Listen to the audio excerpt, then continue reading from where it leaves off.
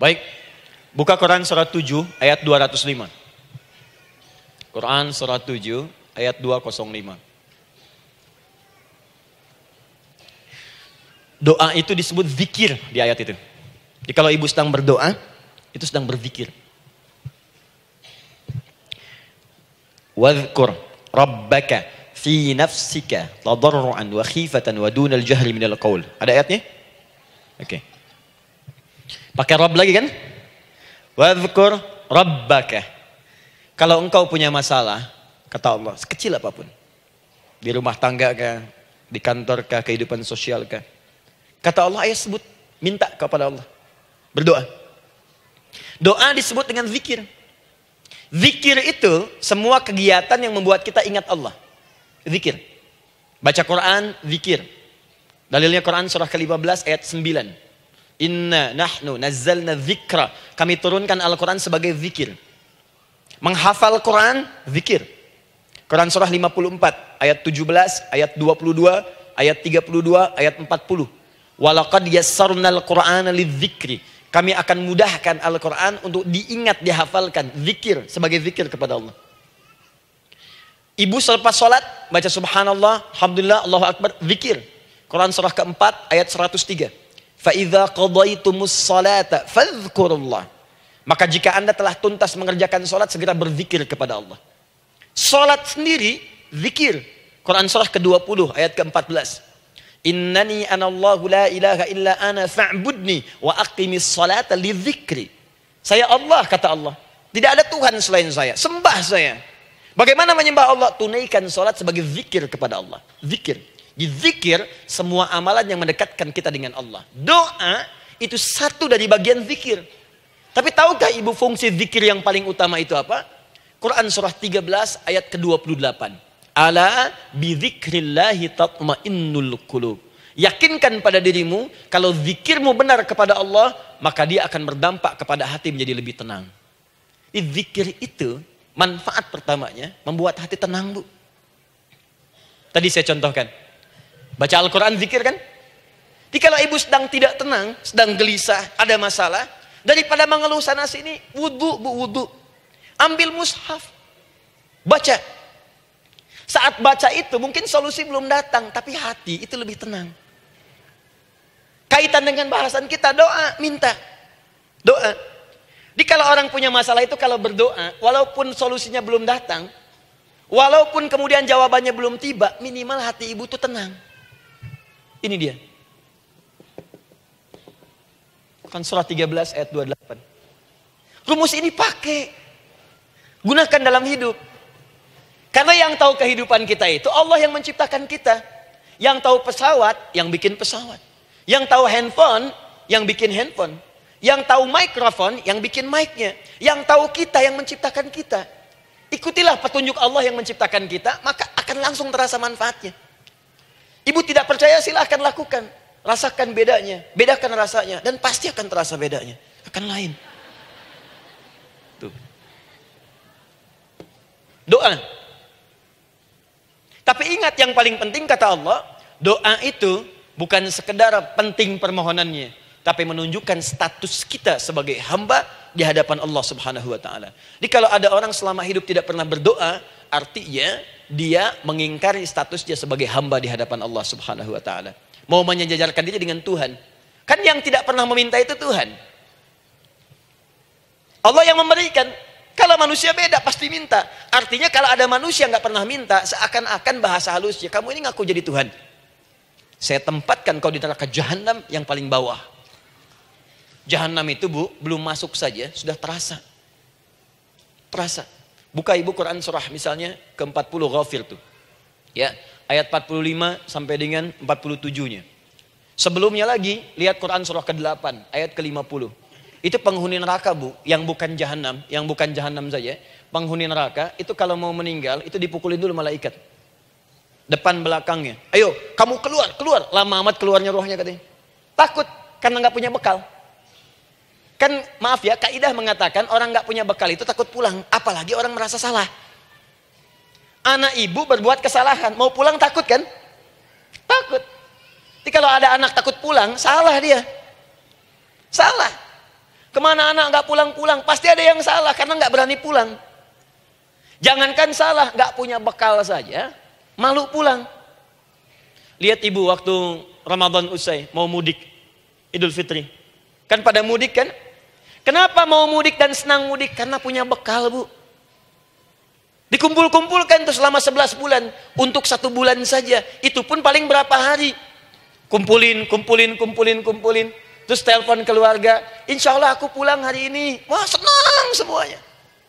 Padahal mudiknya cuma pakai motor, Bu. Motornya bebek, bekalnya singa. Serius saya, motor bebek bekal singa. Ada kardus belakangnya. Tulisin. Terus tambah pelepah pisang buat begini. Belakangnya ditulisin, aku pulang sayang. Jalan, mudik. Terus yang di rumah kan senang nerimanya. Kenapa? Karena ada yang pulang dan bawa bekal. Saya pernah tanya pada seseorang, kenapa anda nggak mudik? Nggak ada bekal Ustaz, nggak ada bekal, malu pulang. Kebayang nggak saat pulang menghadap Allah nggak punya bekal? Malu pulang, apalagi punya banyak salah. Jadi nggak mau keluar rohnya. Malaikatnya geram, dipukulin sama malaikat. Pukul depannya, pukul depan. Kamu ini cepat keluar, cepat keluar, cepat keluar. Keluar. Malu pulang. Tapi kalau punya bekal enak. Dan yang nyambut langsung malaikat. Bahkan nanti ada satu amalan saat dikerjakan. Itu orang ini sudah masuk surga. Tapi semua malaikat di semua pintu surga yang 8 itu datang mengunjungi dia mengucapkan selamat. Itu ada di Quran surah 13 ayat 24. Salamun alaikum bima sabartum fa ni'ma uqbaddar. Selamat ya saat di dunia sabar mencari bekal. Dan ini bekal terbaik yang kamu dapatkan. Silahkan nikmati surga yang kamu rindukan itu. Ini nikmat-nikmatnya tempat yang pernah nanti kamu kunjungi. Dan tinggal abadi di situ. Yang nyambut malaikat. Bayangkan semua malaikat, Bu. Semua malaikat dari pintu surga datang nyambut dia. Wah, Masya Allah, ada malaikat Jibril, Israfil, malaikat maut. Maaf ya, dicabut kemarin. Biasa, selamat. Dunia aja kalau ada yang nyambut senang kan? Rumah dicet, datang, sambut depan rumah, semua hidangan ada, Masya Allah. Bahkan yang tidak ada jadi ada. Luarnya kongwan, dalamnya rangginang gitu kan. Wah, muncul semua. Paham ya? Jadi ini bagian pertama. Jadi kita katakan kenapa manusia mesti berdoa. Jawabannya karena manusia itu hamba. Dan doa itu adalah fitrah bagian dari kehidupan. Kenapa manusia mesti berdoa? Karena ada komitmen dari Allah. Setiap dia mendapatkan sebuah persoalan, maka Allah akan jawab dan berikan jawaban dari semua persoalannya. Jalan mendapatkan jawaban itu adalah doa. Kenapa manusia mesti berdoa? Karena dia butuh dengan Allah. Dan puncaknya, kenapa dia mesti berdoa? Karena Allah ingin membahagiakan kehidupan dunianya sebelum sampai keabadiannya di akhirat. Jadi ketika kita berdoa, sebetulnya kebaikan untuk kita karena Allah ingin kita bahagia. Ingin mudah hidupnya. Jadi kalau ada orang nggak berdoa, sesungguhnya dia sedang menyulitkan diri sendiri dalam kehidupan dunianya sampai ke akhiratnya. Jelas sampai di sini? Masya Allah. Alhamdulillah. Baik, kalau sudah paham, saya hapus ini, kita masuk bagian yang kedua. Hapus lagi. Sab Muslimah edisi ke-15. 15 kali datang sendiri, ngulangin sendiri, nulis sendiri, ngapus sendiri. Masya Allah. Tinggal lihat, catat, masuk surga. Masya Allah. Alhamdulillah. Baik. Baik. Sudah? Alhamdulillah. Saya ingin setiap pembahasan kita dipahami ya. Saya tidak menyukai kalau datang melihat tapi nggak paham gitu. Ya, dengar tapi nggak paham. Saya tidak ingin satupun keluar dari sini kecuali paham. Ya. Ibu paham? Paham Ustaz. Pada pamit ya, silahkan. Apa yang ibu pahami? Doa. Ya. Dah. Nah, sekarang masuk bagian kedua. Bismillah. Kalau sudah mengerti yang tadi, persoalannya adalah bagaimana cara kita memohon kepada Allah. Itu dia. Bagaimana cara kita meminta? Kata Allah, kamu kalau punya masalah, minta. Ya Allah, caranya bagaimana? Karena sesuatu yang dikerjakan tanpa ilmu, dan tidak tahu caranya, itu bisa keliru. Hidup itu menyembah Allah tidak cukup dengan iman, Bu. Mesti pakai ilmu. Iman saja sekalipun kuat tanpa ilmu, itu bisa salah. Kuat ingin mendekat kepada Allah. Ya Allah, aku ingin ibadah, kuat. Saya punya kawan dulu di pesantren. Tahun kedua, dia sudah berubah. Ya, tadinya orang tuanya melihat anaknya, Masya Allah, tiba-tiba ada perubahan, senang ibadah, Bu. Malam-malam dia bangun, ini kisah nyata, saya alami sendiri. Masya Allah, saya senang sekali. Kita saling doakan, dia bangun malam tahajud. Bangun jam 2, Anda bayangkan. Yang sebelumnya menjelang subuh atau apa. Ini malam Jumat lagi, malam libur. Malam libur biasanya santri itu kebanyakan ada yang keluar, ada yang main, ada yang macam-macam. Ini dia malam tahajud. Jam 2 bangun. Saya bahagia sekali. Udah bangun, sholat, selesai. Cuman pas waktu mau subuh, kok saya lihat tidur. Saya bangunkan kan. Fulan, bangun. Oh iya, katanya. Iya, oh mungkin nanti mau nyusul. Saya pikir istirahat dulu. Saya ke masjid lah. Udah ke masjid, dah selesai. Kita diskusi di masjid, selesai. Semua pulang saya jam 7. Saya lihat masih tidur juga. Barangkali dia sudah tadi sholat mungkin di kamar, nggak sempat ke masjid karena capek. Tapi saya lihat kok posisinya nggak berubah. Di situ juga. Akhirnya setengah jam saya tunggu, saya bangunkan. Bangun. Kenapa Adi, katanya? Saya kira antum belum sholat subuh ya? Adi gimana sih? Kan udah saya jama dengan tahajud tadi. Udah saya jama dengan tahajud. Jadi memang kekuatan imannya lagi tinggi, cuman ilmunya kosong. Ini yang bahaya. Besok-besok kalau orang kayak gini sholat subuh bisa 4 rakaat. Ya. Karena itu berdoa penting, cuma kita mesti tahu caranya. Yuk kita mulai bagian pertama. Quran surah kedua ayat 186. Paling kiri sebelah bawah. Sudah? Wa idza sa'alaka 'ibadi 'anni fa inni qarib. Fokus. Kata Allah, kalau hamba-hambaku Muhammad SAW bertanya kepadamu, minta petunjuk untuk mencari-cari aku. Tuh Bu, coba lihat. Ayat doa dibuka lagi dengan kalimat hamba. Untuk menegaskan status kita. Jadi kalau ditanya, kita siapa di hadapan Allah? Makanya nggak usah sombong. Jangan sombong, karena kita cuma hamba. Karena itu ketika Korun sombong, Korun tuh manusia terkaya yang pernah hidup di bumi. Hartanya Bu, ini saya kasih bocoran sedikit, kunci berangkasnya saja, kemana-mana itu suka dibawa, dipikul paling sedikitnya 8 bodyguard, cuman bawa kunci berangkas saja begini. Di Korun pengen ngasih tahu, kalau ada yang pengen nyuri di tempat saya silahkan aja, ini aja bodyguard saya ngangkat kuncinya susah. Korun. Jadi kalau Anda tidak sekaya Korun, jangan ikutan sombong, telat. Telat, gak ada kerjaan, sudah ada yang lebih kaya. Ya. Dan apa yang terjadi? Fakhosabna, kata Allah, kami telan. Likuifasi. Telan oleh bumi semua. Dengan kekayaannya semua habis. Jadi ketika ada seseorang yang lupa dengan statusnya sebagai hamba, maka Allah akan memberikan pelajaran kepadanya untuk taubat. Kalau nggak mau taubat juga, telan habis. Untuk menunjukkan kamu tuh bukan Tuhan, saya Tuhannya. Maka jangan ikutan sombong. Kalau ada yang baru punya Ferrari, Lamborghini, Lamborghini, ya, wow, bikin rame di jalan, cuman nggak update status, kasih tahu, maaf mas, telat. Itu gambaran hidup. Dan ingat, setiap dibuka dengan kalimat permohonan, itu kalimatnya hamba. Hambaku, hambaku, hambaku. Termasuk mau minta taubat, hamba.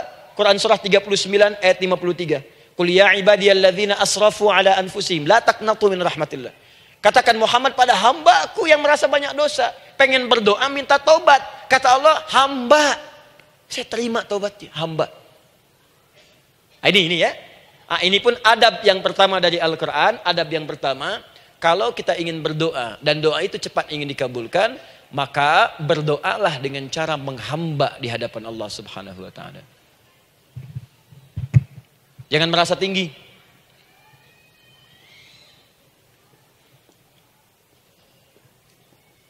Saya turunkan caranya.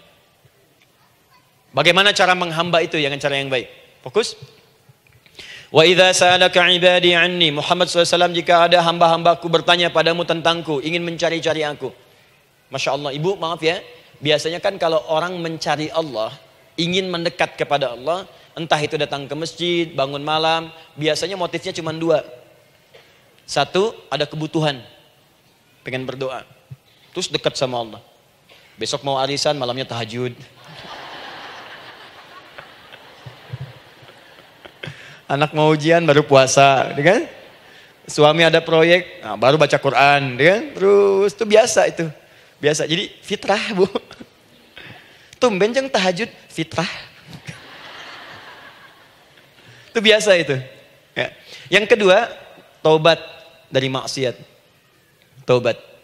Seorang taubat ke masjid, bangun malam, doa, itu biasa. Jadi kalau ada seperti itu tandanya kita hamba normal manusia. Fa inni qarib, kata Allah, katakan Muhammad SAW, katakan kepadanya, janganlah mencari, aku dekat. Dekat, jangan mencari, aku dekat. Jadi bu, ketika kita butuh Allah, langsung jawab oleh Allah. Kamu mau apa? Aku dekat. Itu secara psikologi memberikan ketenangan yang paling dalam. Saya belum datang di sini sampai jam 8. Ibu tanya panitia, ustadznya mana sih? Ukti, ustadznya mana? Jawaban pertama misalnya, ini belum jelas nih ustadznya. Gak ada kabar. Yang kedua mengatakan, tenang saja, ustadz sudah dekat. Maka yang kedua itu lebih menenangkan kepada kita.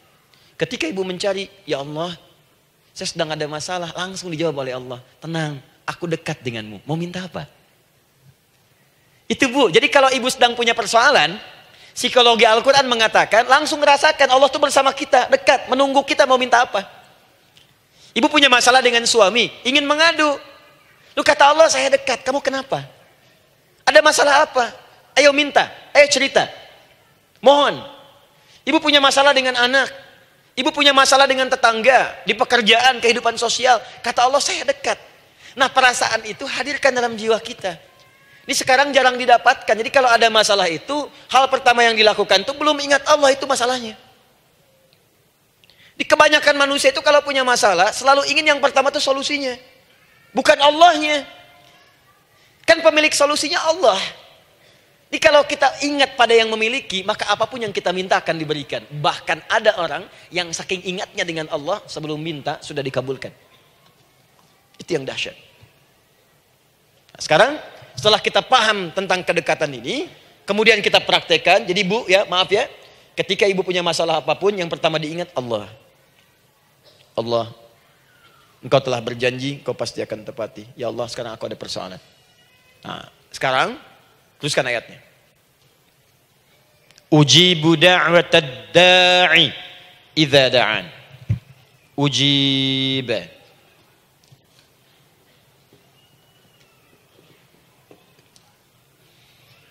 Ujibu da'watad da'i idza da'an. Aku pasti akan menjawab, mengabulkan setiap doa hambaku jika dia bermohon kepadaku. Saya ingin ajarkan sedikit di gramatikal bahasa Arab. Ujib itu disebut dengan fi'il mudhari namanya. Saya kasih rumus cepat bu ya. Insya Allah kalau ibu fokus dengan rumus ini, ibu nanti bisa memahami Al-Quran dengan baik. Saya kasih satu kalimat, hafalkan baik-baik. Ini gampang kok. Anita. Ya, Anita. Sudah? Anita. Baik. Hamzah, nun, ya, ta. Satukan Anita. Kalau di dalam kalimat ibu baca Al-Quran, di depannya ada huruf hamzah ini, atau nun, atau ya, atau ta, maka itu rumus mudhari namanya. Gak usah dihafalkan mudharinya, ya, gak usah dihafalkan sampai bikin misalnya satu ungkapan Anita istrinya Pak Mudhari, gak usah, gak ada kerjaan, ya, gak usah dihafal. Saya hanya ingin tunjukkan pemahaman. Kalau ada bentuk seperti ini punya 3 makna. Kalau dalam bahasa Inggris itu disebut present, ya, continuous, dan future. Present, continuous, and future. Sekarang, terus, sampai kapanpun. Sekarang, terus berlangsung, continuous, and future. Sampai kapanpun di masa depan. Ini bentuknya disingkat dengan rumus ini, Anita. Di dalam konteks pengabulan doa, kata Allah, ketika saya akan kabulkan. Kalau kamu punya masalah, kamu berdoa, saya akan kabulkan. Nah kalimat Allah saya akan kabulkan ini, bentuknya menggunakan mudhari. Ada hamzah di depannya. Ujib. Artinya apa? Kalau ibu sekarang berdoa, saya akan kabulkan kata Allah. Terus kamu berdoa, saya akan jawab. Nanti pun punya masalah di masa depan, kamu berdoa, saya jawab juga. Jadi artinya tidak ada doa yang sia-sia. Semua doa, ingat, sepanjang kita butuhkan, pasti Allah berikan. Doa itu sepanjang kita butuhkan, pasti akan dijawab.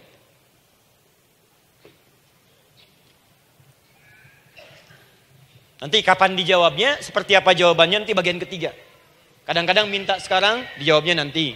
Minta sekarang, dijawab sekarang. Ada yang mintanya A, dijawabnya B, itu yang paling dahsyat. Ya. Jadi kalau saya tanya, kalau kita berdoa, dijawab tidak oleh Allah? Ya. Itu janji Allah. Setiap orang berdoa, pasti dijawab. Nah, hanya persoalannya, seperti apa doa yang cepat dijawab itu? Apakah semua doa langsung dijawab seketika? Akankah mendapat jaminan langsung dijawab? Ternyata kalimat dijawab ini diikat dengan syarat ketentuan berlaku. Apa di antara syarat dan ketentuannya ini? Teruskan ayatnya. Falyastajibuli. Syarat pertama. Kalau doamu ingin cepat aku jawab, falyastajibuli. Maka engkau pun harus cepat merespon setiap seruanku. Jawab seruanku dengan cepat. Doa ingin dijawab oleh Allah, maka kata Allah, kamu pun harus menjawab setiap seruanku. Jawab seruan Allah.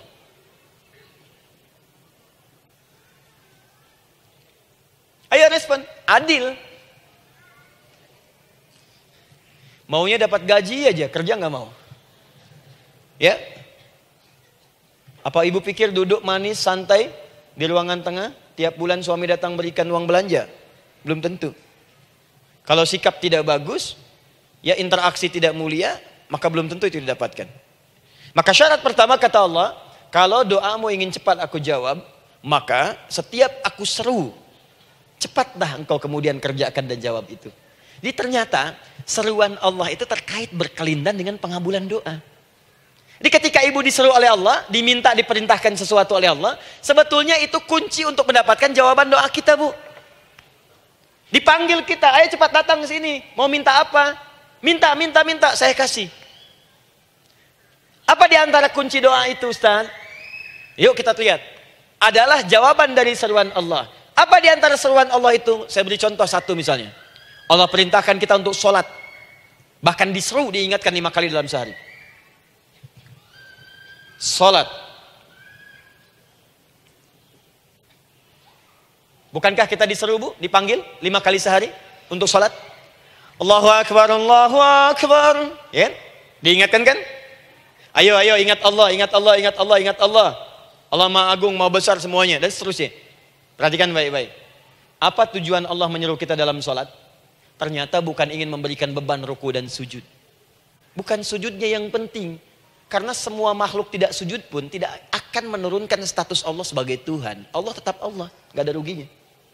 Yang rugi kita, ternyata ketika disuruh sujud, disuruh ruku itu, ternyata yang ditunggu itu bukan ruku sujudnya. Allah nunggu, punya masalah apa? Mau minta apa? Karena itu dalam ilmu fikih, ibu buka semua kitab fikih. Salat itu secara bahasa disebut dengan doa. Nama lain dari doa adalah salat. As-salatu hiya doa. Salat adalah doa.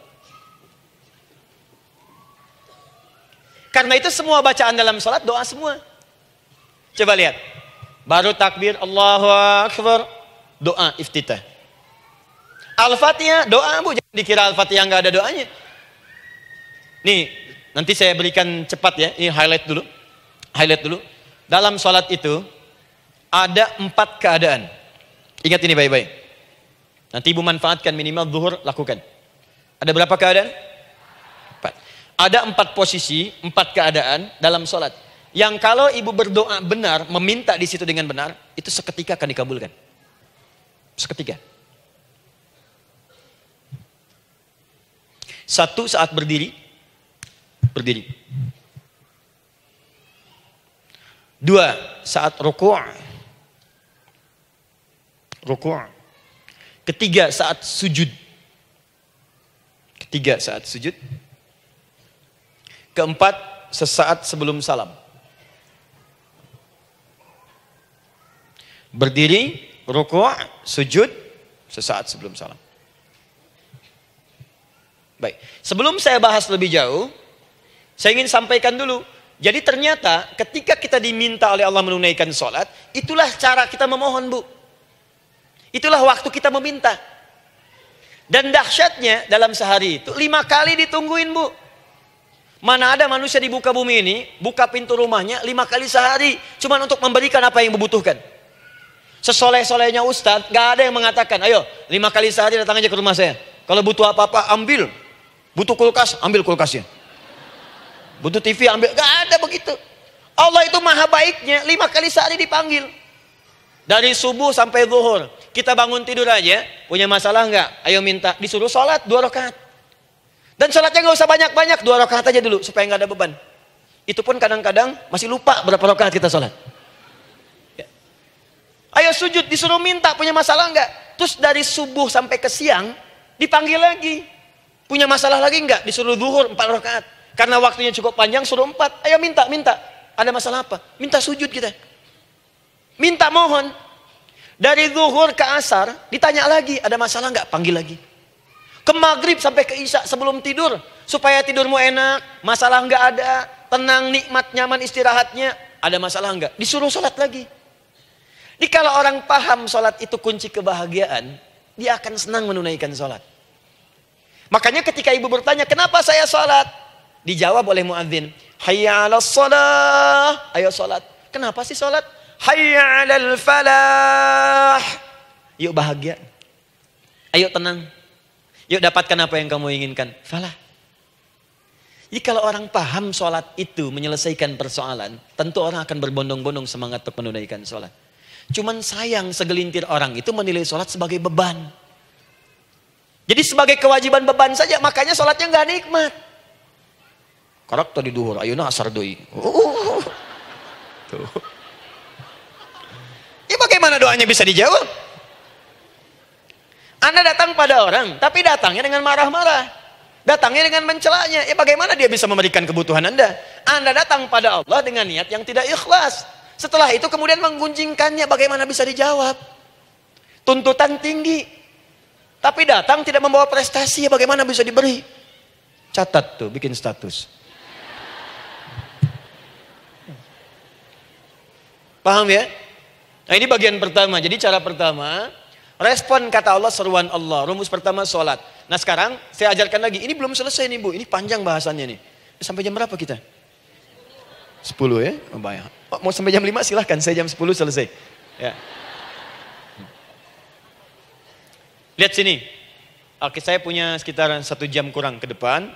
Saya ingin terangkan sedetil-detilnya gitu ya. Dan saya hanya menyampaikan isi Al-Quran. Quran, hadis. Sekarang gini, Ustadz saya sekarang paham. Sholat berarti kunci untuk menyelesaikan masalah. Di sholat saya akan memohon. Sekarang Ustadz, bagaimana cara saya merespon sholat? Kan kata Allah, saya menyeru, respon gitu kan? Kita dipanggil sholat nih, Allahu Akbar, dipanggil. Bagaimana cara meresponnya? Sebelum minta. Awas, ibu ingin datang mengajukan proposal. Datang kepada wali kota, datang kepada gubernur, datang kepada presiden, datang kepada menteri sebelumnya. Bukankah ibu mempersiapkan diri? Penampilan ditata, proposal dibagus-bagusin gitu kan? Yang paling hebat itu kadang-kadang malam-malam latihan depan cermin. Bapak wali kota yang saya hormati. Lihat semuanya tuh. Dan yang paling luar biasa, maaf ya, janjian jam 7 dengan Pak Wali Kota, datang jam 6 ke Balai Kota. Sekarang ibu punya janji dengan Allah. Janji itu sudah diketahui sebelum pertemuannya. Kalau tidak percaya, 5 waktu ini ibu sudah hafal Bu. Ya, bahkan disuruh ngapalin oleh Allah. Buka Quran surah ke-4. Surah ibu, surah mama, An-Nisa. Ayat 103, Quran surah 4 ayat 103. فَإِذَا قَضَيْتُمُ الصَّلَاةَ فَاذْكُرُوا اللَّهَ قِيَامًا وَقُعُودًا وَعَلَى جُنُوبِكُمْ فَإِذَا اطْمَأْنَنْتُمْ فَأَقِيمُوا الصَّلَاةَ. Lihat ujung ayatnya. Inna as-salata kanat 'alal mu'minina kitaban mawquta. Sungguh semua waktu salat itu telah ditetapkan waktunya bagi orang beriman. Itu terjemahan biasa. Kalau terjemahkan pakai ilmu balaghah, sungguh orang beriman itu hafal waktu-waktu salat. Tahu waktunya. Apalagi kalau di waktu itu ibu punya kepentingan, pasti hafal. Kalau ibu benar memprioritaskan sholat dan menilai sholat sebagai solusi hidup, menilai sholat sebagai kebutuhan, ibu pasti akan hafalkan itu, Bu. Nih ya, ibu dapat bagian arisan nih, bulan ini misalnya. Dan memang bagian jatah ibu, demi Allah saya katakan, sebulan sebelumnya ibu sudah hafal tanggalnya kapan. Bahkan di kalender tuh diwarnain. Papa, bagian mama nanti bulan ini. Tuh. Dicatat semua, di tempat siapa, jam berapa, datang dengan penuh keceriaan dan kebanggaan. Luar biasa. Hanya untuk urusan dunia, yang itu habis gitu. Jika dia tidak meninggalkan ibu, ibu yang meninggalkan dia duluan. Sekarang 5 kali sehari, semua diberikan. Bahkan lebih daripada dunia dan seisinya. Harusnya sih wajarnya dihafalkan waktunya, dan ibu hafal. Ayo, subuh jam berapa sekarang? Lihat sini, bukan ke atas. Ditutup tuh. Tuh, sana tuh. Subuh jam berapa? Ayo ngelihat ke sana, 4:43. Zuhur jam berapa?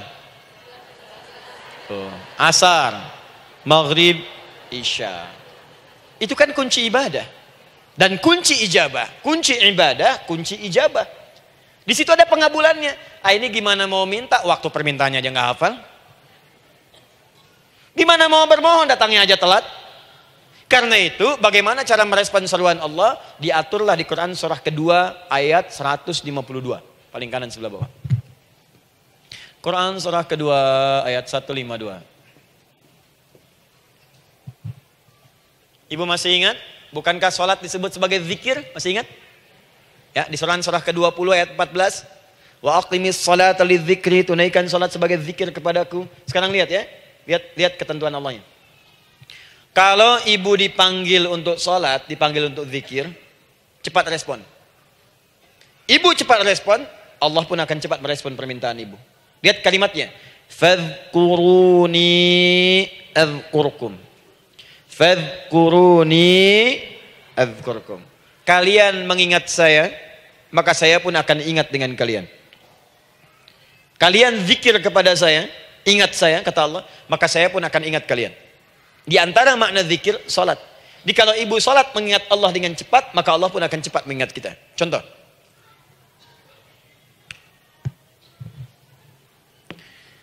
Saya ambil waktu subuh misalnya. Di Bandung 4:33. 4:43. Oh, lihat kesan lagi terjadi perbedaan pendapat. Ya. Ada yang 4:33, ada yang 4:34, ada yang 4:35 dan seterusnya. Yang ambil tengah-tengah lah, 4:35 misalnya. Orang 4:35. Lihat sini, fokus. Allahu Akbar, Allahu Akbar. 4:35. Dipanggil salat, diseru. Kan tadi rumusnya di Quran surah 2 ayat 186. Faliyastajibuli. Kalau diseru cepat jawab, gitu kan? Nah, terus diseru 4:35 adzan. Allahu Akbar, Allahu Akbar. Begitu diseru, ibu langsung datang. Ya Allah, sudah adzan, seruan nih, saya siap-siap, saya ingin minta sesuatu. Nah, orang yang datang saat dia diseru Allah, dia pun datang kemudian untuk menyerunya, maka Allah pun akan menjawab apa yang ia mohonkan saat ia bermohon kepadanya. Perhatikan, dipanggil oleh Allah lewat suara muadzin, Allahu Akbar, dia merespon cepat, siap salat. Maka dia pun ketika memanggil Allah, seketika Allah pun akan jawab padanya. Sesuai dengan kadar responnya. Dipanggil saat itu, dia menjawab. Maka Allah pun akan ingat kepadanya hanya saat dia memanggil saja. Di saat panggil, diingat. Panggil, diingat. Jelas? Ini yang hebat. Dipanggil 4:35. Allahu Akbar, Allahu Akbar. Dia sudah ingat dari sejak jam 3 lewat 45. Dia bangun jam 3. Bisa. Padahal belum dipanggil. Datang. Bahkan Masya Allah, melakukan warming up dulu. Tahajud. Istighfar. Baca Al-Quran sebelum dipanggil. Masya Allah Bu.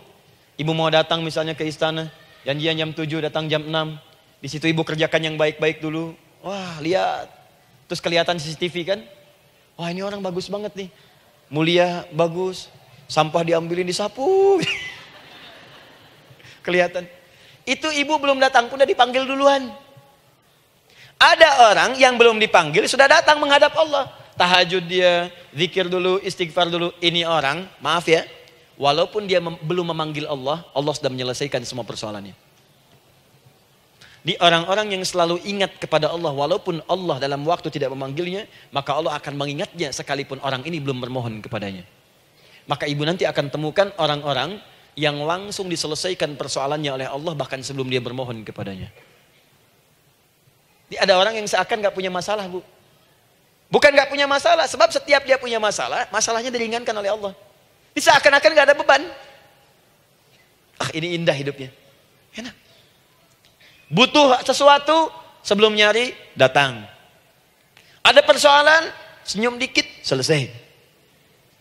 Orang macet mengeluh, bikin status, dia macet malah senang. Dan hatinya dilapangkan oleh Allah. Bayangkan ada janji rapat jam 9, setengah 9 masih macet.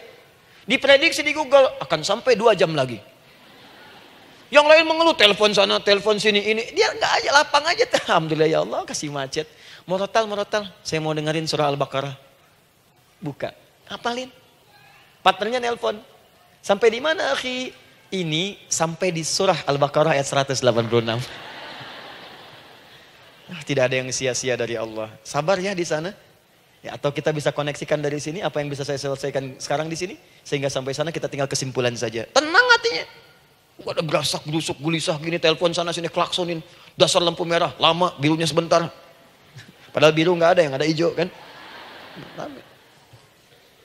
Jadi kalau sudah begitu enak, Bu. Yang perempuan ada di Quran Maryam. Maryam kan perempuan.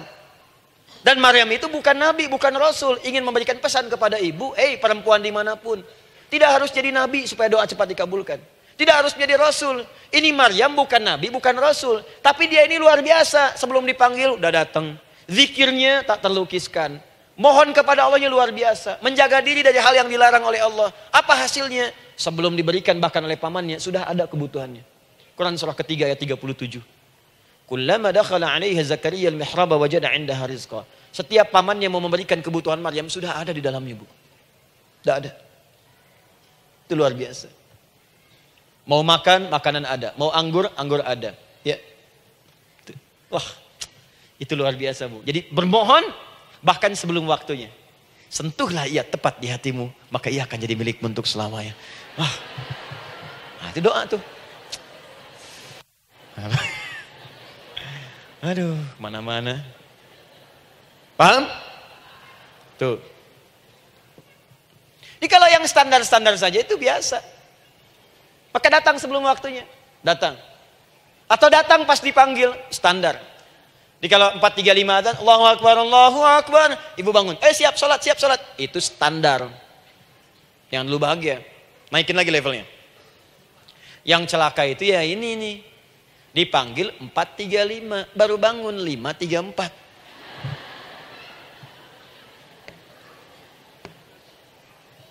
Sholat subuh belum, nuntutnya udah banyak. Ya Allah, kurang apa lagi aku bermohon kepadamu. Sudah aku meminta sekarang, sholat subuh aja belum. Jadi mana keadilannya? Jadi yang pertama, respon seruan Allah. Disitulah Allah pun akan cepat merespon apa yang kita kemudian butuhkan. Jadi yang pertama lewat sholat ya Bu ya. Ingat sholat. Dan sholat itu tadi dari 4 posisi saya ajarkan yang pertama saja satu. Supaya nggak terlampau panjang ya. Berdiri Bu. Saya ajarkan satu. Setiap ibu dalam keadaan berdiri dan membaca Al-Fatihah. Pada kalimat iyyaka na'budu wa iyyaka nasta'in. Ingat pada kalimat iyyaka na'budu wa iyyaka nasta'in.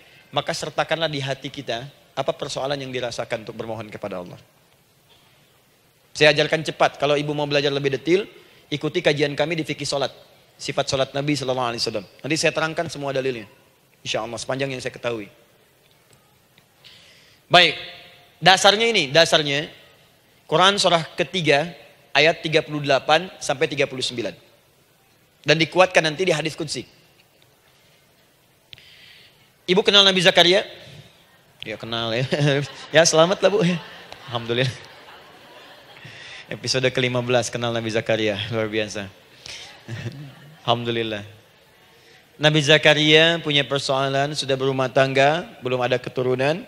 fisiknya sudah letih, rambutnya sudah memutih, dan mohon maaf istrinya divonis menopause dan mandul. Secara medis klinis.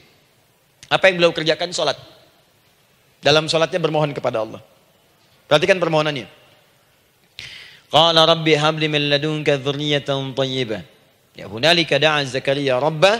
Qala rabbi habli min ladunka dzurriyyatan thayyibah. Innaka sami'ud du'a. Ya Allah, aku bermohon kepadamu, anugerahkan aku keturunan. Semua mengatakan aku gak mungkin punya keturunan. Hanya engkau yang tidak punya batas dalam pemberian. Engkau pasti mendengar doa saya. Kalau pada yang maha mendengar tidak mengabulkan juga, lantas kepada siapa lagi aku mesti memohon? Doa ini dipanjatkan oleh beliau dalam keadaan sholat. Sedang berdiri dalam sholatnya. Jadi ibu maaf ya, tolong jangan salah berpikir. Semua nabi dan rasul, orang soleh sebelumnya itu sholat. Cuma kita lebih sempurna gerakan dan jumlahnya. Sempurna. Orang dulu sholat. Nabi Musa sholat. Quran surah 20 ayat 14. Nabi Isa sholat. Quran surah 19 ayat 31 sampai 33. Nabi Ismail sholat. Quran surah 19 ayat ke-55. Semua sholat. Sholat. Nabi Zakaria saat punya masalah, sholat. Dalam berdirinya minta dalam sholatnya. Dari mana Ustadz tahunya beliau minta dalam berdiri dalam sholat? Ayat 39 ya baca. Quran surah ketiga ayat 39. Fanadatul malaika, maka doanya itu dijawab oleh Allah. Datang malaikat menyampaikan jawaban. Wa huwa qaimun yusalli fil mihrab. Sedangkan beliau masih berdiri dalam sholatnya di mihrab. Masih berdiri dalam sholat. Sholat. Di dalam sholat itu minta. Makanya semua bacaan sholat itu permintaan isinya. Dan dikabulkan oleh Allah. Anallaha yubashshiruka bi Yahya. Allah kasih kabar gembira, engkau akan punya anak, langsung namanya dari Allah Yahya. Artinya hidup yang mustahil menurut manusia. Lahir dari rahim seorang perempuan yang divonis menopause dan mandul menurut medis. Kata Allah tidak ada yang mustahil bagiku. Lahir dan hidup dia, Yahya. Kapan terjadinya? Sedang sholat. Kapan saat sholatnya? Berdiri. Nah yang paling menarik bu, umatnya Nabi Muhammad SAW ditunggu oleh Allah 5 kali dalam sehari. Dan dimintakan sebelum sholat untuk menyiapkan permohonannya. Maka turunlah Quran surah kedua ayat ke-45. Ibu lihat ayatnya. Wasta'inu bis-sabri was-salah. Bahkan ditegaskan lagi. Di Quran surah kedua ayat 153. Paling kanan sebelah bawah. Ya ayyuhalladzina amanu ista'inu bis-sabri was-salah. Yang pertama nggak pakai panggilan iman. Wasta'inu, kata Allah, hei, kalau kamu punya masalah, jangan mengeluh, jangan berkeluh kesah, jangan terlampau banyak gelisah, cepat siapkan dirimu untuk menunaikan sholat. Siapkan permohonanmu, minta kepada aku lewat sholat. Kalau belum yakin, disebutkan imannya. Ya ayyuhalladzina amanu, hei orang-orang yang masih merasa punya iman, katanya punya iman. Jadi kalau ibu nggak mau minta lewat sholat, dipertanyakan imannya. Kamu punya iman nggak? Kata Allah, yakin nggak dengan saya? Kalau punya masalah jangan mengeluh. Datang pada saya minta. Lewat sholat, saya panggil sholat minta. Kalau masih merasa punya iman. Tuh, iman kita tuh dipertaruhkan di situ. Nah sekarang, saya berikan rumus bahasanya. Allah memanggil kita dengan bentuk jama, perintah jama. Wasta'inu, wasta'inu. Itu bentuk perintah. Wasta'inu, bentuk perintah.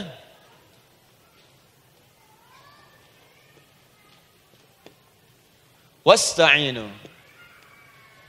Dan jika kalian, perhatikan cara menerjemahkannya, dan jika kalian punya persoalan dalam hidup, punya kebutuhan, maka bergegaslah siapkan dirimu untuk minta kepadaku solusi. Wasta'inu, dan mintalah oleh kalian pertolongan, solusi. Bisabri wassalah. Pertama sabar dulu. Sebelum sholat, sabar dulu dengan itu. Tahan dulu. Terima dulu. Jangan mengeluh, terima dulu. Nanti dalam sholat minta solusi. Itu maksudnya. Punya masalah sekarang jam 9 lewat. Sabar, tahan dulu. Koreksi diri, istighfar. Nanti zuhur minta.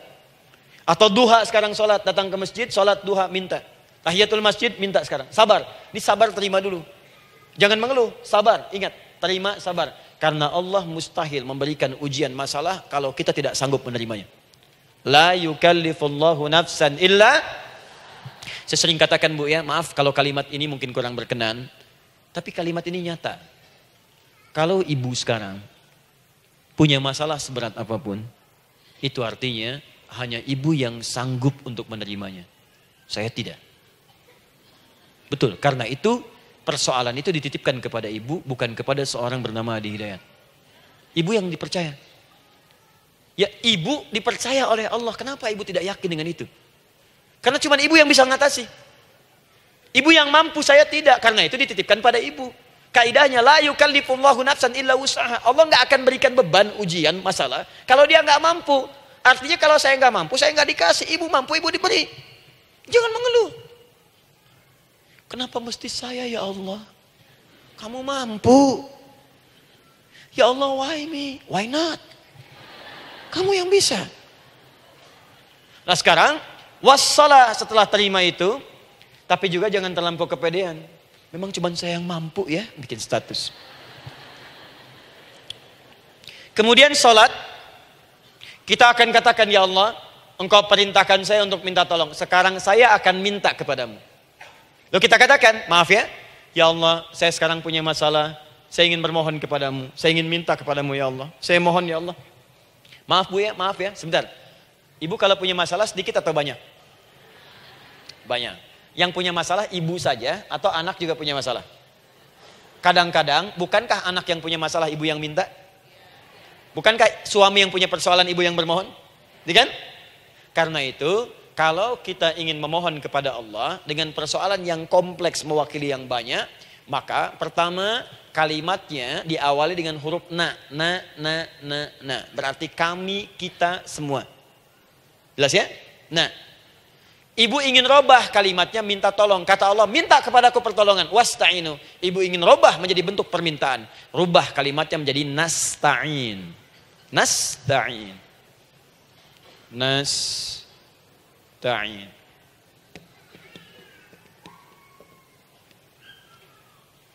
Wasta'inu nasta'in. Minta kepada siapa tadi? Allah. Boleh minta kepada selain Allah? Tidak. Hanya kepada Allah saja? Hanya kepada Allah saja. Hanya kepadamu ya Allah. Tidak kepada yang lain. Maka kalimatnya menjadi iyyaka. Iyyaka. Hanya kepadamu saja ya Allah.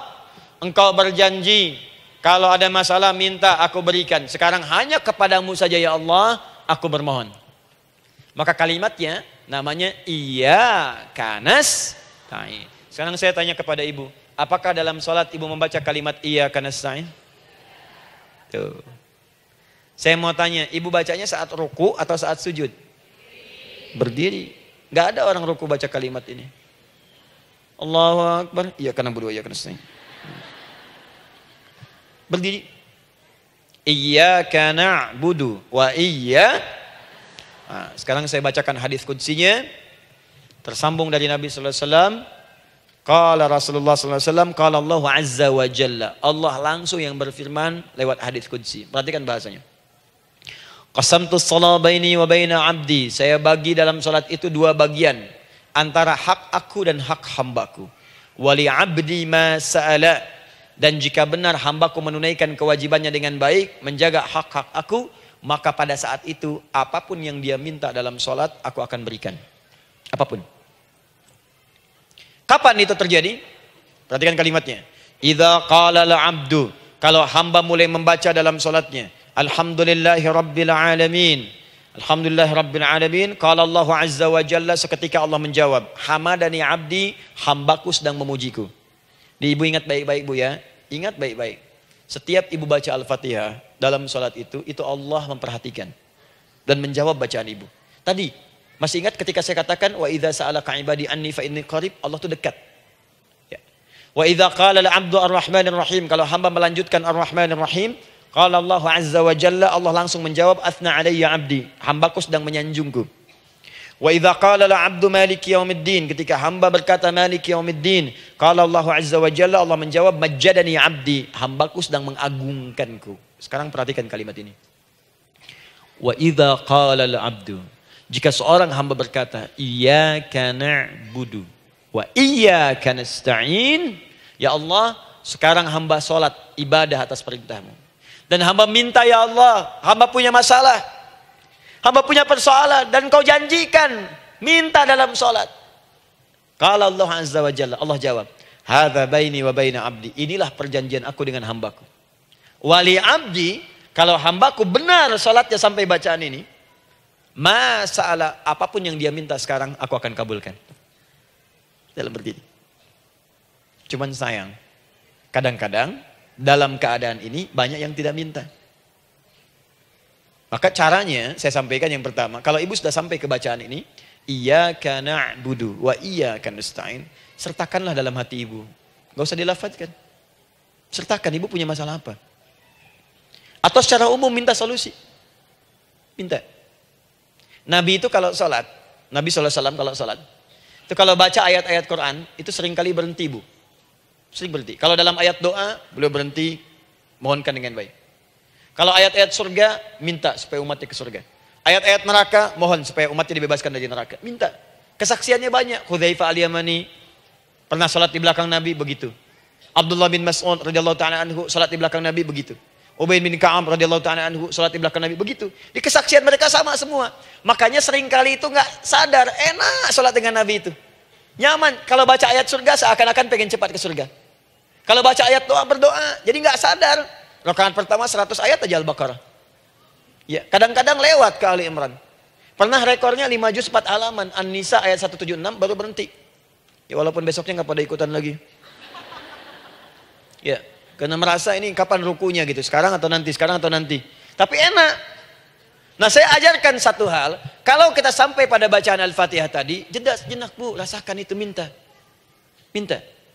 Setelah itu Allah ajarkan satu lafaz. Kalau lafaz ini benar dibacakan oleh ibu. Benar dibacakan. Maka seketika doa akan dijawab. Langsung dikabulkan. Apa bacaan itu? Nanti dalam pelajaran selanjutnya kita akan bahas ya insya Allah. Masih ada waktu? Oh ya, kalau masih kita bahas ya. Masih. Ada sesi mau jawab pertanyaan dulu, diskusi dulu atau saya teruskan sebentar? Teruskan ya. Baik, kalau kita sampai jam 10, saya jeda sampai ke 9.45. Jadi 15 menitnya kita bisa diskusi ya. Baik. Apa lafaz yang kita bisa mohonkan? Teruskan ayatnya. Ihdinas siratal mustaqim. Ihdinas siratal mustaqim. Ihdinas siratal mustaqim. Ini Bu, nanti Ibu lihat dalam kajian tafsir yang kami sampaikan, juga dalam kajian fikih salat saya bahas dengan detail. Di sini singkat saja, singkat padat. Ihdina itu, ya Allah berikan kami hidayah, berikan kami jalan, berikan kami petunjuk, tunjukkan kami jalan yang lurus. Kalimat ihdina asalnya dari kata hidayah. Hidayah, jamaknya hudan. Ihdina, berikan kami hidayah. Berikan kami hudan. Kalau tunjukkan kami jalan yang lurus, itu terjemahan Bu. Terjemahan. Kalau ibu ingin makna tafsir per huruf, per kalimat, bahkan per harokat, itu semua ada maknanya. Karena semua kalimat Quran itu mukjizat. Ihdina dari kata hidayah, hudan. Berikan kami hidayah. Hidayah dalam bahasa Arab itu banyak maknanya. Bisa solusi dari semua persoalan. Bisa jalan menuju kemudahan. Bisa kesuksesan. Bisa petunjuk, banyak. Kalau dikumpulkan namanya hudan. Hudan. Makanya Al-Quran disebut hudan. Karena di Quran ada semua. Solusi ada, petunjuk ada, kemudahan ada. Dzalikal kitabu la raiba fi hudal. Al-Quran hudan. Syahrul Ramadan alladzi unzila fihi al-Quran hudan linnas. Isi Quran semua hudan. Di situ ada solusi. Di situ ada petunjuk. Di situ ada kemudahan. Kalau kita ingin minta semua itu, kalimatnya dikatakan fi'il amr lit talab, permohonan dalam bentuk kalimat permintaan. Ihdina, berikan kepada kami hudan. Kalau sudah mengatakan ihdina artinya minta solusi, minta kemudahan, minta petunjuk. Jadi ketika ibu mengucapkan kalimat ihdinas siratal mustaqim, itu artinya ya Allah berikan kepada kami solusi dari masalah yang sedang saya hadapi. Berikan petunjuk dari persoalan yang sedang saya jalani. Berikan kemudahan ya Allah dari kesulitan yang tengah saya hadapi. As-siratal mustaqim, yang lurus, yang gampang. Karena jalan yang gampang itu lurus, gak berkelok Bu. Langsung ke tujuan. Saya mau ke sini jalannya belok-belok, gak langsung kan gak enak. Ibu mau ke satu undangan, jalannya belok sini, belok sini, belok sini, belok sini. Kelokan 9, kelokan 7, kelokan 8. Ya. Kan rasanya berliku. Ibu ingin mendapatkan solusi tapi dilempar-lempar ke sini dulu berkelok, sini dulu, sini dulu, sini dulu. Kenapa nggak ibu lurus dapatkan langsung? Dalam bahasa Arab, apalagi kalimat yang fasih, mendapatkan sesuatu dengan gampang, dengan mudah, as-siratal mustaqim, lurus ke tujuan, cepat, mudah. Apalagi ke surga nanti. Tunjukkan kami jalan yang lurus, yang benar. Hak dari Allah dan mudah didapatkan. Itu maksudnya. Ini bukan sekedar tunjukkan jalan yang lurus. Solusi yang mudah, yang gampang, yang cepat. Paham di sini ya? Seperti orang-orang dulu mendapatkannya. Siratal ladzina an'amta 'alaihim. Seperti orang dulu mendapatkan semua kenikmatan ketika mereka bermohon kepadamu ya Allah. Siapa mereka? Ada 4 golongan disebutkan di Quran surah keempat ayat 69. Ada para nabi, orang-orang jujur siddiqin, para syuhada dan orang-orang soleh. Ya, wa may yuti'illaha wa rasul fa ulaika ma'al ladzina an'ama Allahu 'alaihim minan nabiyyina was-siddiqina wasyuhada was-shalihin. Para nabi dulu berdoa, ya Allah, saya ada masalah dikabulkan. Kita minta ya Allah, sekarang saya berdoa, tolong kabulkan seperti nabi-nabi dulu dikabulkan. Nabi Ayub sakit berdoa dikabulkan. Kita sakit dikabulkan. Nabi Ibrahim ada ujian dikabulkan. Nabi Ibrahim punya ujian dengan anak. Kita ada ujian dengan anak, minta dikabulkan. Anak-anak berselisih, ada yang dendam, yang iri. Seperti anaknya Nabi Yakub. Nabi Yakub berdoa dikabulkan, kita minta dikabulkan. Ada syuhada, berdoa dikabulkan, kita minta dikabulkan. Orang soleh berdoa, minta dikabulkan, kita minta dikabulkan. Ya Allah, seperti engkau kabulkan doa orang-orang dulu yang melahirkan nikmat, mohon kabulkan kami yang minta sekarang dan mendapatkan kenikmatan itu. Itu maksudnya. Ya, siratal ladzina an'amta 'alaihim. Siapa an'amta 'alaihim di sini? Ulaikal ladzina an'amallahu 'alaihim. Sama persis kalimatnya. Minan nabiyyina was-siddiqina wasyuhada'i was-shalihin. Jadi jangan diartikan sebatas terjemahan. Walaupun di musim haji sekarang itu bisa dipakai. Saya tugas 2010 di Mekah. Ada jemaah kesasar, lupa maktab. Kemudian ingin balik, nggak tahu jalan. Dia ketemu askar. Askar nggak bisa bahasa Indonesia, dia nggak bisa bahasa Arab. Tapi dia hafal Al-Fatihah. Datang kepada askar, dia tunjukkan gelangnya. Pak, ihdinas siratal mustaqim. Tunjukkan saya jalan yang lurus. Ikutin gelang. Askar nggak bisa bahasa Indonesia. Dikasih bahasa Arab nggak paham-paham. Tapi askar ini pun cerdas. Dia tunjuk, dia lihat gelangnya. Oh, maktab sana. Siratal ladzina an'amta 'alaihim ghairil maghdubi 'alaihim waladdallin. Lurus, jangan belok-belok. Kalau belok nanti engkau tersesat atau dicaci maki orang. Maghdub ya dicela orang. Dhalin tersesat, kan? Jangan dicela, jangan sesat, lurus. Tapi kalau dalam berdoa dalam sholat minta di hati hadirkan. Jelas ya? Nah, itu posisi pertama. Jadi pertama minta lewat sholat. Yang kedua cepat, rajin istighfar Bu. Saya cepat ya, rajin istighfar. Saya ada 7 menit lagi. Ibu rajin istighfar. Astaghfirullah, astaghfirullah, astaghfirullah, astaghfirullah. Itu yang paling singkat. Astaghfirullahaladzim, astaghfirullahaladzim, astaghfirullahaladzim. Itu yang menengah. Astaghfirullahaladzim, alladzi la ilaha illa huwal hayyul qayyum wa natubu ilaihi. Astaghfirullahaladzim, alladzi la ilaha illa huwal hayyul qayyum wa natubu ilaihi. Astaghfirullahaladzim, alladzi la ilaha illa huwal hayyul qayyum wa natubu ilaihi. Itu yang cukup panjang. Ibu rajin istighfar. Orang yang rajin istighfar itu diantara yang disebutkan dalam riwayat-riwayat adalah orang-orang yang cepat dijawab doanya. Hanya dengan istighfarnya. Jadi dia tuh punya keinginan, dia nggak katakan. Jadi keinginan di benaknya dia, terus dia istighfar. Astagfirullah, astagfirullah, astagfirullah. Itu kalau benar rajin istighfar, seketika dikabulkan. Cepat. Ada seorang yang hidup, ini tukang roti. Di zaman Imam Ahmad bin Hanbal. Saya pernah kisahkan ini di beberapa keadaan. Orang ini, itu ahli istighfar. Jadi maaf ya Bu ya, bukan istighfarnya pas ada keperluan aja, bukan. Ada ta'lim ustaz tadi, sab pertama, astagfirullah, astagfirullah, astagfirullah, bukan. Besok ada arisan, astagfirullah, astagfirullah, bukan. Jadi bukan ada keperluan, istighfar bukan. Orang ini membiasa istighfar. Jadi setiap mengerjakan apapun dia istighfar. Mau minum, bismillah, astagfirullah, astagfirullah. Dia setiap buka adonan, astagfirullah, astagfirullah. Nah satu ketika, Imam Ahmad itu nggak tahu kenapa, pengen datang ke daerah itu. Ya kalau misalnya ibu tinggal di Cicahem, misalnya kan Imam Ahmad tiba-tiba pengen ke Cicahem aja. Terus karena lelah, mampir ke masjid. Istirahat di dalam masjid. Tiba-tiba kata penjaga masjidnya, DKM-nya, marbotnya, ya Syekh, idhab, pergi, nggak boleh tiduran di sini. Kata Imam Ahmad, saya kan cuma numpang istirahat, nggak boleh keluar. Dan dia nggak tahu kalau itu imam besar. Dan Imam Ahmad itu sudah populer Bu, sangat famous, familiar. Cuman orang kan nggak pernah lihat wajahnya. Dulu kan nggak ada Facebook, Gak ada Instagram, gak ada handphone, gak ada apa-apa. Jadi kalau orang terima Ahmad, ya Ahmad aja kemana-mana. Oh, no, Imam Ahmad, Imam Ahmad, Imam besar, Imam Syafi'i, Imam besar. Tapi gak pernah lihat. Sekarang kan udah kelihatan. Ya, udah kelihatan. Sekarang banyak. Makanya orang dulu tuh senang begitu tahu, dikasih tahu, Nabi aja ke Madinah, Bu. Gak ada yang tahu kalau itu Nabi Muhammad, kalau belum pernah lihat. Karena beliau di bawah, Abu Bakar di atas. Abu Bakar kan naik kan, untanya Nabi. Nabi Muhammad pas di bawah gantian tuh di jalan. Orang mengira yang di atas unta Nabi Muhammad. Padahal Nabi Muhammad yang jalan kaki, gak kelihatan. Makanya responnya bola ketika tahu Nabi, senang luar biasa. Minta doa, minta ini, minta itu. Orang sekarang tidak. Karena sering banyak lihat di TV, media sosial, begitu ketemu, minta foto. Ini lain kisahnya. Nggak tahu dia, pergi keluar. Kata Imam Ahmad, ya sudah, keluar beliau. Nggak mau ribut. Istirahat di luar. Di pelataran. Di sini juga nggak boleh. Lihat kalimatnya. Barwah, keluar, pergi. Barwah itu kasar, Bu.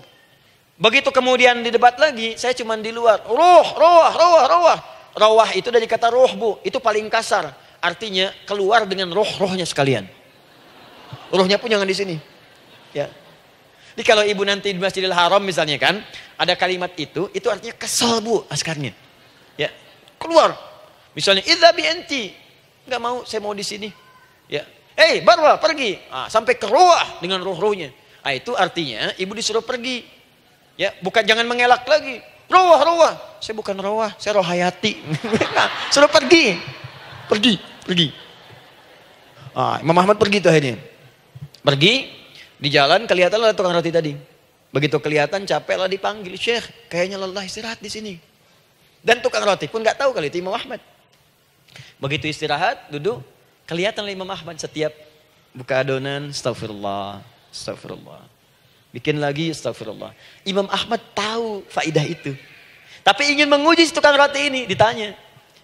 Ya akhi, kamu ini kenapa setiap Anda menanam adonan itu, tepung itu, Anda mengucapkan istighfar, astagfirullah. Perhatikan jawabannya. Wallahi demi Allah, tidak pernah saya beristighfar dalam setiap aktivitas saya, kecuali Allah selalu mengabulkan doa yang saya mohonkan. Di setiap minta, astagfirullah, itu dikabulkan. Cuman satu yang sampai sekarang belum terkabul. Apa itu kata Imam Ahmad?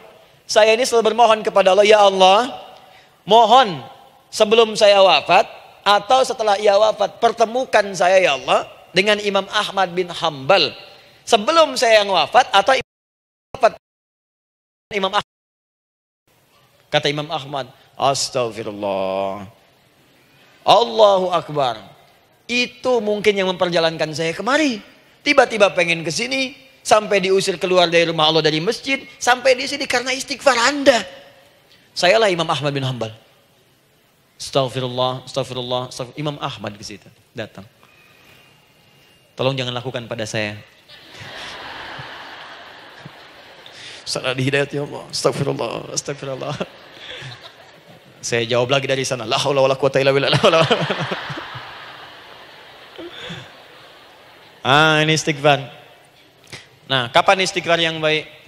Istighfar yang baik dilakukan setelah tahajud sebelum fajar. Saya ulang ya. Setelah tahajud sebelum fajar. Dalilnya Quran surah ke-51 ayat 18. Baca dari ayat 15 sampai 18-nya. Jadi ibu kalau mau seperti itu, rajin tahajud dulu, Bu. Tahajud. Setelah itu biasakan istighfar. Itu latihan dulu, itu baru latihan. Ingat ya, istighfar menjelang fajar di waktu sahar, itu baru latihan. Astagfirullah. Nanti kalau sudah banyak latihan, ibu akan refleks. Mau duduk masuk mobil, astagfirullah. Duduk mau makan, astagfirullah. Ya, kadang-kadang ibu mau ambil handphone, astagfirullah. Itu refleks di lisan kita keluar. Ahli istighfar itu gak direncanakan keluar di lisannya. Astagfirullah. Kalau sudah seperti itu, berbahagialah. Karena apapun kadang ibu inginkan, sepanjang itu ibu butuhkan, seketika dikabulkan. Ya. Yang ketiga, yang terakhir. Sudah 9:45, boleh sedikit? Ya, yang terakhir ya, terakhir. Jangan khawatir, setelah ini selesai. Jangan khawatir. Yang ketiga, ini amalan yang paling dahsyat. Jadi yang pertama minta dikabulkan. Yang kedua baru istighfar dikabulkan. Yang ketiga nggak ngapa-ngapain dijawab. Artinya baru terbersit. Ada keinginan Jawab seketika. Amalan yang ketiga ini adalah amalan yang dikerjakan karena cinta kepada Allah Subhanahu wa taala. Mahabbatillah, kecintaan kepada Allah. Amalan yang dikerjakan karena cinta kepada Allah Subhanahu wa taala. Amalannya mencintai Allah. Beda, Bu. Salat dengan cinta dibandingkan dengan salat karena memenuhi kebutuhan atau kewajiban saja, itu akan lain. Ibu kalau benar-benar mencintai Allah, maka dalam salat pun persiapannya akan beda. Saya beri contoh gini ya. Dari pakaian akan lain kata Al-Quran. Quran surah 7 ayat 31. Ya bani Adam khudhu zinatakum inda kulli masjid. Hei anak cucu Adam, kalau ada panggilan dari masjid, kenakan pakaian terindahmu. Di orang-orang yang mencintai Allah saat akan sholat, dia akan perhatikan dari pakaiannya. Jauhkan dari yang haram. Terus cari yang paling baik yang dia kenakan. Gak akan sembarangan. Kalau ibu pakai mukena juga cari mukena yang paling indah. Bukan karena pengen dilihat orang. Karena ingin Allah menyaksikan sholat ibu dalam keadaan yang sempurna. Wudu. Wudu itu hati-hati gitu. Quran surah ke-5 ayat ke-6. Ya ayyuhalladzina amanu idza qumtum ila shalah faghsilu wujuhakum wa aydiyakum ilal marafiq wamsahu bi ru'usikum wa arjulakum ilal ka'bain. Dikala ada orang beriman mencintai Allah, mau salat, dia mau wudu, wudunya enggak akan sembarangan, Bu. Cuman basuh. Ya, bagian kepala juga harusnya kepala, dia rambut, takut selesai. Sampai ke kaki cuma disodorkan di keran, beres. Itu sih anak kecil juga bisa. Orang ini lain. Dia akan pelan-pelan dilihat secara sempurna. Hati-hati, kerjakan karena Allah, karena ingin baik. Kalau orang sholat hanya kebutuhan saja, maka yang penting dia takbir sampai salam selesai. Tapi ini tidak, dia akan pelajari bagaimana Nabi mengajarkan sholat yang benar. Bagaimana bacaan saya benar. Dia belajar ngaji supaya benar bacaan Fatihahnya. Dia belajar dengan baik supaya khusyuk di dalam sholatnya. Dia pahami satu-satu. Apa artinya Allahu Akbar, apa artinya Subhana Rabbiyal Azim, apa artinya Subhana Rabbiyal A'la, apa artinya Sami Allahu liman hamidah. Dipahami. Di begitu dia sholat baru takbir sudah paham misinya. Jika ada orang seperti ini, dia mengerjakan apa yang Allah perintahkan karena cinta dengan Allah. Dia berzakat karena ingin mencintai Allah. Dia berinfak karena cinta dengan Allah, bukan karena uangnya. Pokoknya kalau orang cinta itu, Bu, setiap pecinta dia akan memberikan apapun pada yang dicintai. Walaupun tak diminta. Dan pecinta itu sifatnya, kalau yang dicintainya senang sesuatu, akan otomatis ikut senang. Ibu misalnya senang ya dengan pasangan sebelum menikah. Pasangan senang kucing, ibu akan terpaksa senang kucing. Ibu cinta dengan anak, semua akan diikuti apa yang diinginkan. Seperti itu, cinta itu butuh pembuktian. Karena itu sering saya katakan pada akhwat ya yang belum menikah, yang masih muda-muda belum menikah, cinta itu butuh pembuktian. Jadi jangan percaya kalau ada orang yang bicara di lisannya nggak ada buktinya. Aku akan seperti Dilan membawamu dalam motorku. Katakan padanya, aku tak butuh dengan rayuan kata-katamu. Itu hanya angin surga. Yang kubutuhkan, tuliskan namaku di buku nikah kita. Wah, catat. Itu caranya. Main ke Taman Dilan, cuman boncengan. Seakan dunia milik berdua, yang lain gak ada. Gombal. Udah ya? Jelas? Jadi amalan yang ketiga ini kerjakan karena Allah. Saya mau contohkan satu. Ibu pernah dengar Imam Malik bin Anas? Pernah ya? Gurunya Al-Imam Asy-Syafi'i, Imam Malik bin Anas, lahir di kisaran tahun 94-95 Hijrah. Siap, Kang Dan. Wah, ini terakhir nih, saya tutup nih. Benar-benar terakhir. Betul-betul. 10 menit lagi kalau ada nanti tanya jawab sedikit. Imam Malik ini, Bu, itu Masya Allah. Saking cinta pada Allah dan Rasul, itu tidak pernah, jangankan sholat. Dalam beliau memberikan fatwa pun akan mencari pakaian yang paling bagus. Paling indah. Dan beliau menjaga adab dalam menyampaikan kalimat Nabi pun itu luar biasa. Sampai satu kali pernah pakai jubah bagus, indah. Ada lebah menyengat di kepalanya, sedang menyampaikan hadis. Saking hormatnya terhadap hadis Nabi, lebah itu dibiarkan menyengatnya. Nggak mau memutus kalimat Nabi, hadis Nabi, hanya untuk mengusir lebah, dibiarkan sampai tersengat. Apa yang Allah berikan kepada beliau? Allahu Akbar. Satu kali, singkat. Berdiskusi dengan muridnya Al-Imam Asy-Syafi'i. Kata Al-Imam Asy-Syafi'i, ya guru, setahu saya rizki itu dicari dulu, baru dikasih. Imam Malik lebih tinggi ilmunya pada saat itu. Beliau tahu ada 8 jenis rizki. Ya Syafi'i, ada rizki yang tidak perlu dicari, Allah berikan. Wah, berdebat tuh sampai berpisah. Setelah itu secara singkat Imam Asy-Syafi'i lewat di kebun anggur sedang panen anggur besar. Tiba-tiba tergerak untuk membantu, datang ke situ bantu. Begitu selesai dikasih hadiah anggur banyak, besar-besar, indah, enak, gitu kan. Ketika diberi itu langsung senang beliau. Bukan karena anggurnya, karena merasa pendapatnya benar. Jadi begitu bekerja baru dapat. Dibawalah anggur ini diberikan pada gurunya. Perhatikan adabnya terhadap guru. Jadi kalau ibu adabnya bagus pada guru, keberkahan dapat, ilmunya pun menghunjam di jiwa. Imam Syafi'i nggak merasa benar, tapi memberikan sebuah jawaban dengan adab.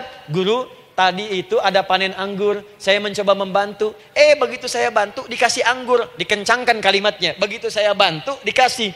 Dibantu dulu baru dikasih. Kalau saya nggak bantu, saya nggak dikasih. Apa jawab Imam Malik? Imam Malik tersenyum, tertawa. Tabassama dhahika. Masya Allah, Syafi'i, bahasa kita. Tadi itu saya keluar, mau ngajar. Siang-siang terik begini saya kepikiran, ya Allah, kalau makan anggur yang enak-enak, enak banget sekarang ini. Ada anggur sekarang. Tuh. Murid berikhtiar, guru mendapatkan hasil. Setelah itu Asy-Syafi'i naik dan jadi bintang di zamannya, sampai kekinian pun luar biasa. Dan mendapatkan barakah gurunya, seperti gurunya dapatkan, muridnya pun meraihnya. Itulah 3 cara bagi kita untuk bermohon kepada Allah. Jika ingin dipercepat oleh Allah, bisa lewat sholat, bisa lewat istighfar, bisa juga dengan menciptakan amalan-amalan, atau mengikuti amalan-amalan yang dicintakan atau ditujukan untuk mencintai Allah Subhanahu wa ta'ala. Ibu bisa paham ini? Baik. Kemudian berdoa. Tapi yang jadi masalah, Ustadz, ketika berdoa, kok belum dikabulkan juga? Apa ciri doa dikabulkan? Seperti apa kita tahu doa kita dikabulkan? Itu mungkin kita bahas di episode yang berbeda insyaallah. Alhamdulillahi rabbil alamin. Ar-Rahmanir Rahim. Maliki yaumiddin. Iyyaka na'budu wa iyyaka nasta'in. Ihdinas siratal mustaqim. Siratal ladzina an'amta 'alaihim ghairil maghdubi 'alaihim waladdallin. Allahumma nahmaduka hamdan syakirin, hamdan na'imin, hamdan yuwafi ni'amahu wa yukafi'u mazidah. Ya Rabbana lakal hamdu wa lakal syukru kama yanbaghi li jalali wajhikal karim wa li 'azimi sultanik. Allahumma salli wa sallim barik ala rasulikal karim, nabiyyikal amin, sayyidina Muhammadin wa ala alihi wa sahbihi wa ummatihi ila yaumiddin. Allahumma rabbana ya al-ghafur rahim, la tada' lana fi maqamina hadha fi kulli maqamin dhanban illa ghafartah. Duhai Allah, kami bermohon kepadamu, Engkau yang maha pengampun, Engkau yang maha penghapus segala dosa. Kami mengakui kami berbuat salah, kami mengakui banyak dosa kami kumpulkan. Maka kami mohon kepadamu ya Allah, jangan biarkan ada satu orang pun berada di sekitaran majlis ta'lim ini, kecuali sebelum ia pulang Engkau telah ampuni segala dosa-dosanya. Engkau telah gugurkan dan hapuskan segala dosa-dosanya. Wala hamman illa farajtah. Ya Allah, jika ada satu orang pun di antara jamaah saat ini yang merasakan kegelisahan dalam hatinya, jangan biarkan dia meninggalkan area majlis ta'lim ini kecuali Engkau telah tenangkan keadaan hatinya. Allahumma wala maridan illa syafaitah.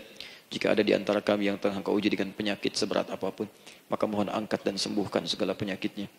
Allahumma wala dainan illa qadaitah. Ya Allah, jika ada di antara kami yang berat hidupnya karena lilitan utang piutang, terjebak riba dan sejenisnya, maka mohon ya Allah dengan keikhlasan amalannya, mohon angkat dan berikan rizki limpah terlimpah kepada yang untuk melunasi utang-utang dan terbebas dari lilitan riba dan semacamnya. Allahumma ya arhamar rahimin. Allahumma tubna ilaika min kullil ma'asi. Ya Allah, kami ingin memperbaiki diri kami. Kami bertobat dari segala maksiat yang pernah kami kerjakan. Allahumma asli ahwalana ma yuqarribuna ila ridhak. Ya Allah, kami bermohon kepadamu, mulai hari ini, mohon bimbing kami untuk memperbaiki diri, supaya kami bisa lebih dekat denganmu ya Allah. Allahumma asli azwajana. Ya Allah, kami mohon sayangi dan perbaiki ya Allah akhlak suami-suami kami. Ya Allah, mohon bimbing suami-suami kami jadi suami yang baik, membimbing keluarga menjadi keluarga yang saleh. Allahumma ya Allah, Allahumma arsyad wa asli ya Allah azwajana, zawjatina. Ya Allah, demikian dengan istri-istri kami ya Allah. Jadikan mereka perempuan-perempuan yang salehah, bimbing menjadi ibu-ibu yang baik. Allahumma abnana, auladana, dzurriyyatina.